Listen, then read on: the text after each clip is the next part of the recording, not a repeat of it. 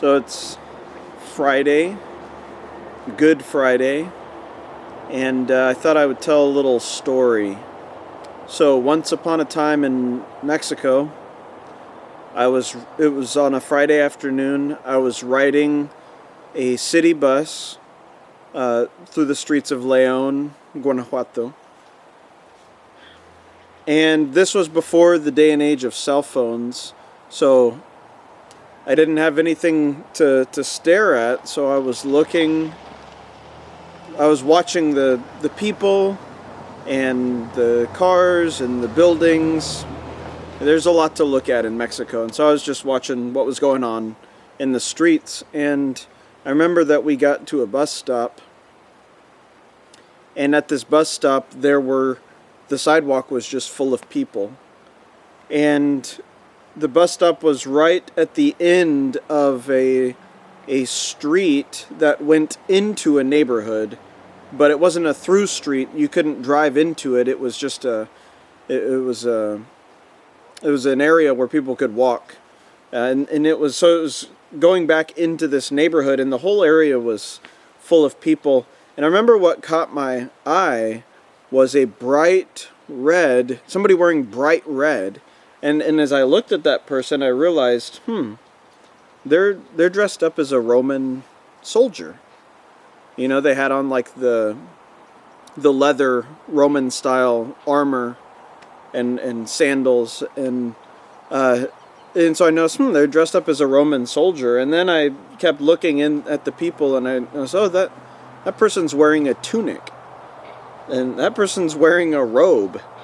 And I looked further back into the street, past all the people, and at the very end, there was a life-size cross, and on the cross, there was somebody who looked like they were crucified on it.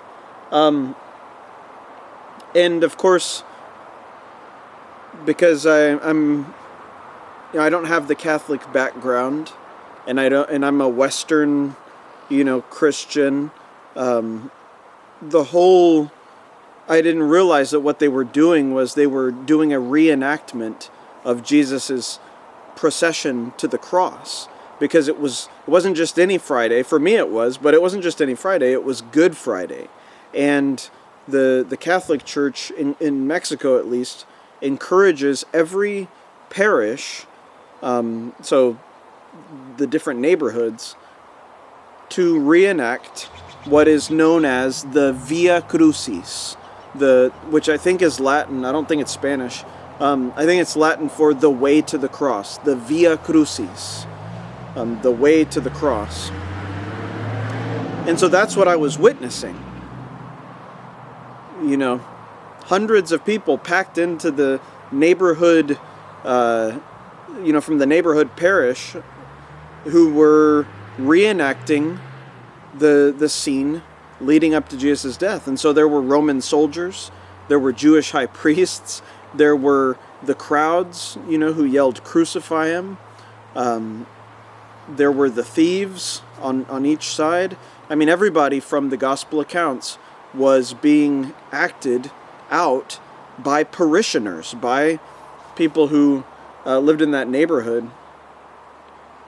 And of course, I only saw it for about 10 or 15 seconds, and then the bus kept going, and I just thought, wow, that was extremely powerful. To glimpse in between the buildings this scene of Jesus being crucified, it was extremely powerful. Well, that was about 10 years ago or more.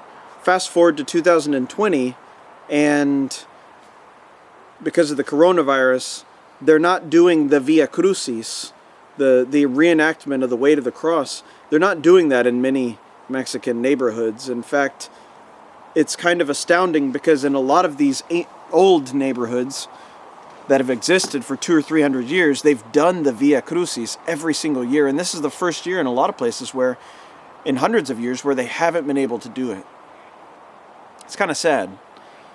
But this morning when I was on Facebook, I went to a news website that covers the town that we lived in Mexico, León. And there was a video, and the title of the video was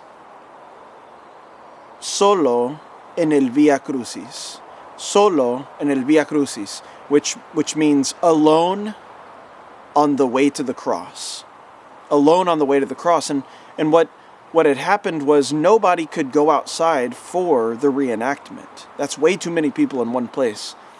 But the person from one of the parishes dressed up as Jesus, and the video was of Jesus walking through the streets of this town carrying this huge cross, and he was completely by himself.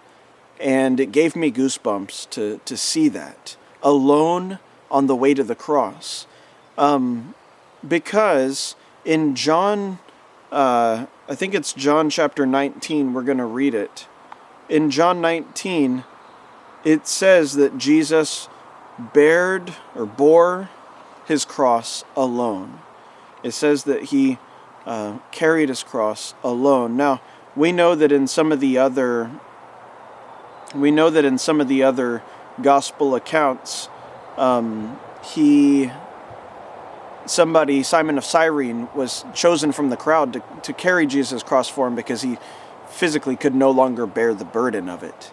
But the burden of the cross wasn't just a physical burden.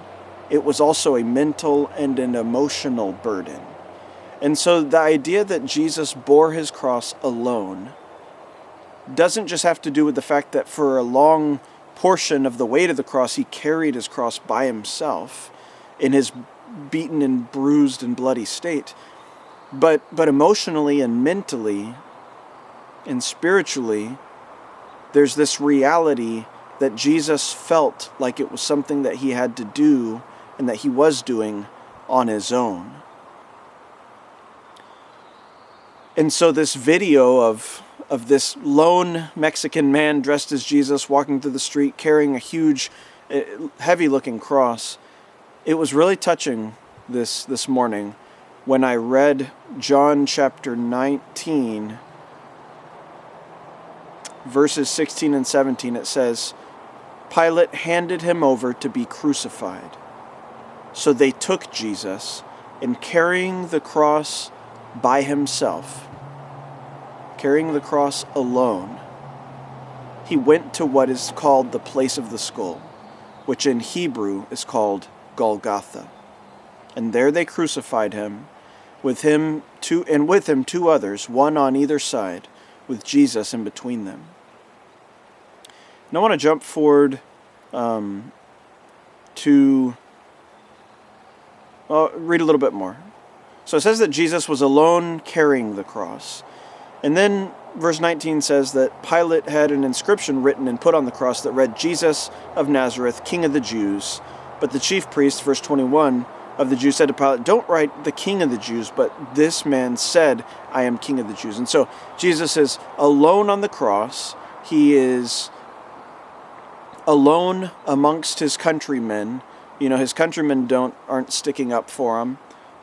Pilate doesn't really, he does for a little while, he sticks up for him, but then he hands him over. I mean, if you think about the idea of being alone in something, Jesus is literally alone, and he's feeling the weight of being alone. A little bit further on, it says that when Jesus saw his mother and the disciple whom he loved standing beside her, he said to his mother, Woman, here is your son. And so Jesus, we know that he is setting things up so that his mother will be well taken care of. And that's a commendable thing. But it's also this reality that I'm not your son anymore because I have to be alone to do this. I have to be by myself. It has to be on my own. And so there's your son. And as Jesus is placed on the cross, there's this real image of him being by himself. It's just him and God, suspended between heaven and earth. Jesus on the cross. And we know his disciples would scatter. And in so many different ways, Jesus is alone. And he takes the sin of the whole world upon himself. and he alone bears it. And that's why in the other gospel accounts, not in John, but in the other ones, it makes sense for Jesus to say, my God, why have you forsaken me? That's Psalm 22. Because Jesus must have felt mentally and emotionally forsaken and abandoned.